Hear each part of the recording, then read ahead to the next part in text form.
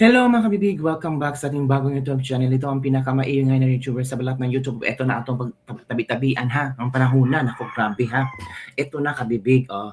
May ebidensya na hindi posible, oy, na talagang ang usapan daw ito ni BBM at ni ES Bersamin tungkol sa delivery ng mga kickbacks sa flood control. Nako po.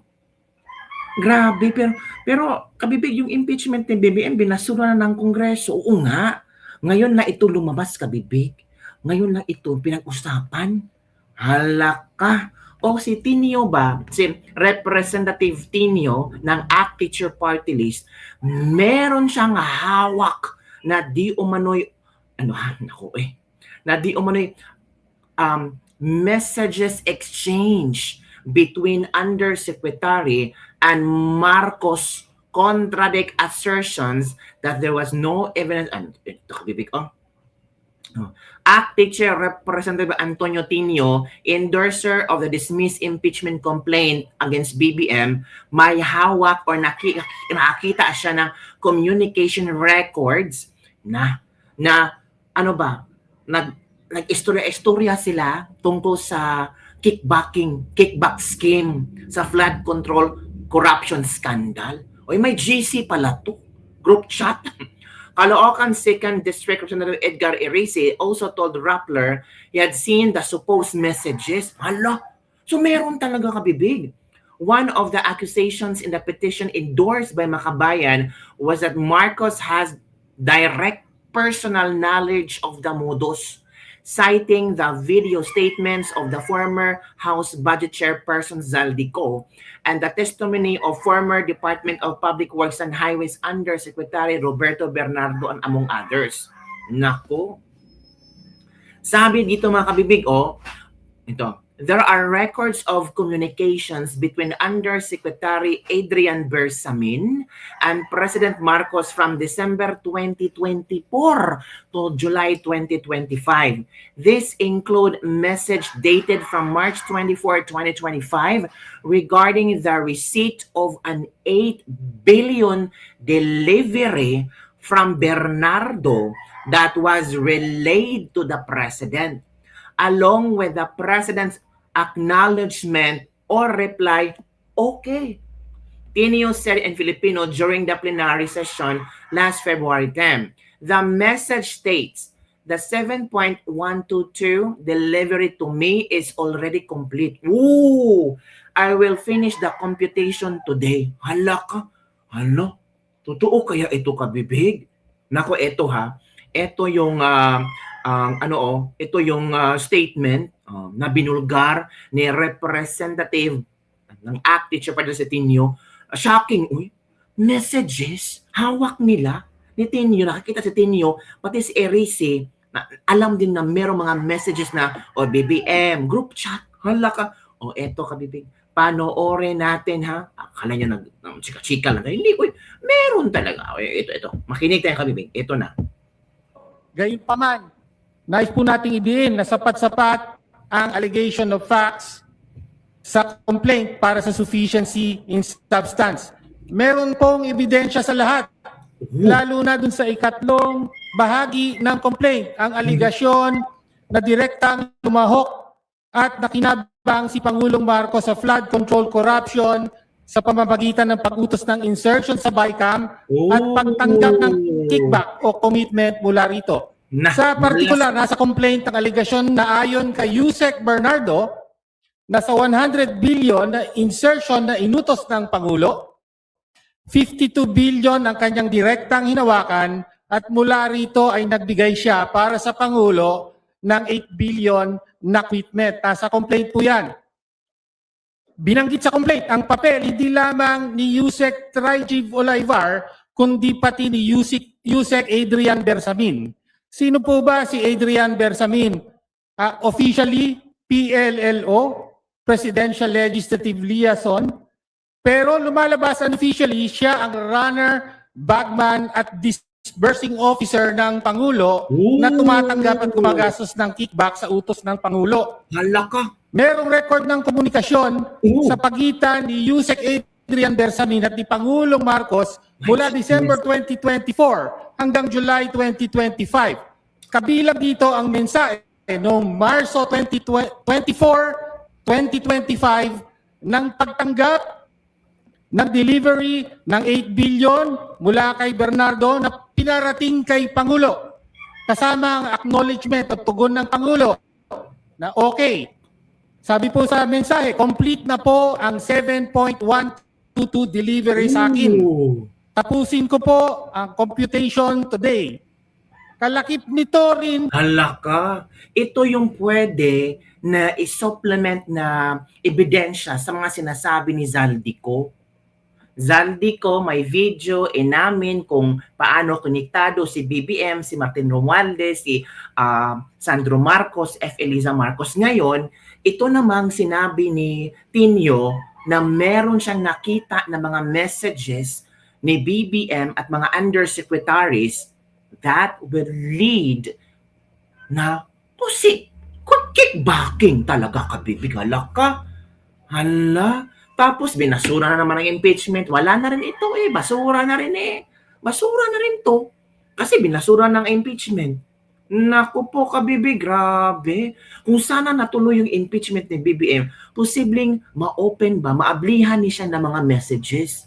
Oh, mabasa ito ng maraming Pilipino, madepensahan, pwede namang magdepensa sa BBM, di ba? Sayang, naku, majority kasi binasura ang gibasura na ang impeachment ni BBM. So, hanging lahat. Itong mga revelasyon ni Tinio, hindi na ito masasagot kung totoo or hindi kasi wala nang investigasyon.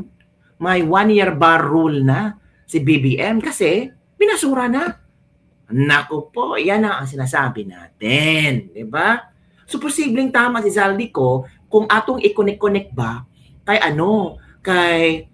itong hawak ba? Ebidensya to eh. Malaking ebidensya to eh. Ayaw pagsigas-sigas mo mga mata, mga loyalista diha. Talagang magsuko-suko na sa mo. Nga, bot-bot na, si Tinio, maninira talaga ng sabi din ni Congressman Eresi na alam din niya to, nabasa din niya ito.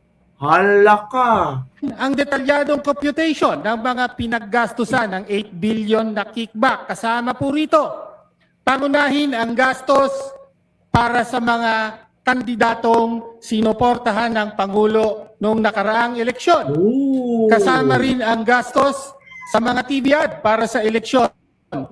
Pambayad ng 6 million pesos para sa dayuhang pollster na si Perun na ginagamit na election consultant ng Malacanang at 68 million pesos bilang talent fee para sa isang performer na ginamit ng administrasyon sa kampanya.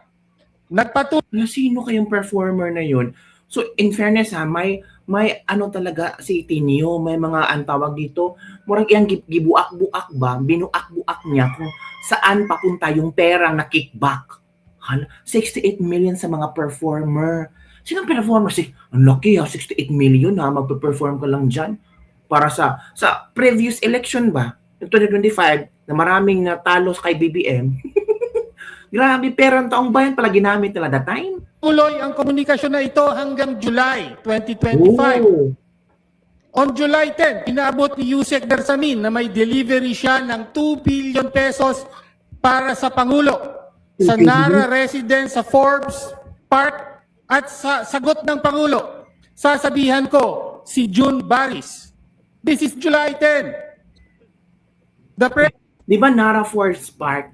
Yan din ang sinasabi ng, di ba yung bibilhin, tugma-tugma lahat do. Tugma-tugma lahat yung sinasabi ng, sino ba yun, yung ex-military, ex-general ba yun? Tapos Zaldico. Hala ka mga kapipi. President appears to be receiving kickbacks days before he went to Congress. Humarap siya rito at nagsabing, mahiya naman kayo. Sino po ang dapat na mahiya? Bukod kay Yusek Bersamin, may kopya po ng record ng komunikasyong ito ang isa pang miyembro ng kapulungan ito, si Congressman Leandro Libiste. At pinarating sa amin, sa ilan sa aming mga kasapian dito, kasama si Congressman. Merong kopya si Congressman Libiste sa communication ni BBM at mga ng Undersecretary Bersamin. Kaya pala pinabakasyon si Leviste kasi delikado na ibulgar ito na Leviste, itong komunikasyon na ito, yung mga chat messages. Hala ka. May kopya si Leviste nito. May kopya si Leviste. Sabi ni Tinio eh. Erice, Irise, hawak din. hawak din ito ng isang LGU official Oh, na Respectfully pinagkakatiwalaan requesting the ng Honorable mga Pino to bersamin. Sa please madaling wrap sabi, up. may malakas na ebidensya sa aligasyon na may alam. Alam na alam ng Pangulo ang corruption sa flood control. Ito Direktang lumahok siya at tumanggap siya ng kickback mula rito. At nasa kapulungan ngayon ito kung boboto. Gayon pa man. Yan. Yan na. Nagkabukingan na. Grabe ha. Consistent. Itong Makabayan Black, consistent to ha. Sa pagbubulgar ng mga kickbacking sa gobyerno. Consistent sila ha. May record. Sabi niya dito alam din ni Leviste yan. May kopya si Leviste sa mga komunikasyon, messages. Si Congressman Erice, may kopya din. At isang LGU ba yun, mga kabibig? Hala ka, balikan natin dito, this part o this part. Naku, grabe.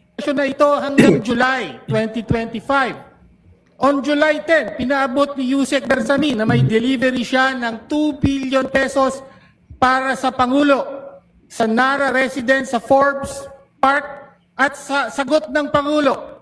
Sasabihan ko si June Baris. This is July 10. The President appears to be receiving kickbacks days before he went to Congress. Humarap siya rito at nagsabing, mahiya naman kayo. Sino po ang dapat na mahiya? Bukod kay Yusek Bersamin, may kopya po ng record ng komunikasyong ito. Ang isa pang miyembro ng kapulungan ito, si Congressman Leandro Leviste, at pinarating sa amin. Sa ilan sa aming mga kasapian dito, kasama si Congressman Erice, hawak din ito ng isang LGU official na pinagkakatiwalaan requesting the ng Honorable mga Pino to bersamin. Sa please madaling wrap sabi, up. may malakas na ebidensya sa aligasyon Meron talaga. na may alam. Alam na alam ng Pangulo ang corruption sa flood control. Direktang lumahok siya at tumanggap siya ng kickback mula rito. At nasa kapulungan ngayon ito kung boboto. Yan na. Yan na nga sinasabi natin. Leviste, magsalita ka dito. Sabi ni Tinio, na may hawak ka ng kopya ng mga exchange messages ni Yusek Bersamin, ni BBM. Nako, bakit ka ba nawala bigla sa Pilipinas at nagbakasyon ka? Diba sabi mo, ilalabas mo ang mga ebidensya. Ngayon mo na ilabas. Naku, grabe. Pero nagsabi ang Malacanang has dismissed claims linking Bongbong Marcos to the flood control corruption scandal as baseless daw. Sabi ni Claire Castro, hindi bago ang bigyang intriga ang Pangulo na magmumula sa mga taong nais siyang patalsikin sa pwesto. Ang ibinabato sa kanya ngayon ay walang katotohanan. Sabi ni Claire Castro. Sabi pa ni Claire Castro na yung investigasyon daw sa flood control are being handled by appropriate authorities and the courts. There is strong evidence supporting the allegation that the President knew very well about the corruption in flood control projects, directly took part in it and received kickback, sabi ni Tinio. So, deny pa rin ang gobyerno. Wala. Sabi ni Claire Castro, gusto nyo lang siraan si BBM. Kaya kung ano-ano mga iniisip nyo, kung ano-ano mga storyline nyo, kung ano-ano mga script nyo, ganun talaga, o dapat talaga, ganun talaga ang gawin ni Claire Castro. Ihadyo ng kung ano ba, ihadyo ng suportaan si BBM. Kaya bakit mawalan siya trabaho? Kung ma-impeach si BBM, mawalan trabaho si BBM, saan pupulutan si Claire Castro? Baka pag wala na si Claire Castro as Yusek, no, baka madami itong kasong haharapin. Kaya ngayon, dapat talaga, supporting BBM kasi I don't know kung alam ba niya may kickback o hindi, pero dapat positibo lang talaga siya kay BBM. Nako, Leandro Leviste, we are encouraging you to answer the statement released by Tinio na meron kang alam sa mga komunikasyon, sa mga messages na Yusek Bersamin tungkol sa kickbacking, mga kickbacks, ang bilyones ang pinag-uusapan kabibig. Tapos ginasabi talaga ni Tinyo kung para saan itong pera na ito, para sa mga artista, panahon ng ang tawag din, campaigning, and so on and so forth. Grabe kabibig. Oy, shocking revelation to ni Tinyo. Oy. Kung sana natuloy yung impeachment ni BBM, malalaman natin no kung totoo ba talaga itong mga sinasabi ni Tinyo at konektado ba si BBM sa mga kickback sa flood control.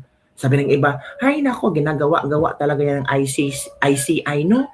Para talaga matabunan ang pangalan ni BBM. So naku, maghintay-hintay tayo sa mga latest updates kung gaano ba ito katotoo. Pinag-uusapan, ito trending to. Pero sabi ng iba, erase at Tinyo, ilabas yun na ang usapan. Yung messages nila, kung totoo ba iyan yung sinasabi yung hindi. Baka gawa-gawa lang yung mga script nyo. Yan ang ang ginaingon sa mga loyalista ngayon. Hinahamon ng mga loyalista itong si Tinyo na, Tinyo, kung matapang ka, ilabas mo. Kung ako si Tinyo, bakit ko pa ilalabas na wala nga impeachment? Doon ko ilabas pag may impeachment para magkaalaman talaga. Nako, yan kabibig. Yan ang ating libak-libak for today. Ano ang iyong reaction, komento tungkol dito? Nako. Para talaga mabigyan ng mabigyan ng hustisya itong nga sinasabi ni Tinyo, kailangan talaga maglabas ng statement si Leviste. Kailangan siya magsalita ba kung totoo ba itong sinasabi ni Leviste or hindi. Pero si Erice naman nagsabi na oo, sabi ni Erice din na nakakita din siya. Ito Caloocan 2nd District Representative Edgar Arice also told Rappler that he had seen the supposed messages. Merong communication records proving that Chief Executive have direct knowledge of the kickback scheme that lead to the flood controls corruption scandal.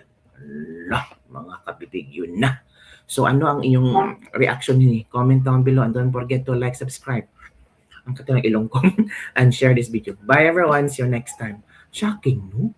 Akala natin yung video ni Saldico, pinagtatawanan pa ng mga loyalista. Tingnan nyo, AI yan. Pero ngayon si Tinyo may nilabas na istorya na konektado sa mga sinasabi ni Saldico. At hindi lang si Tinyo ang may hawak, nakita. Pati si Erice at si Leviste. So lahat konektado. So posibleng totoo yung sinasabi ni Saldico.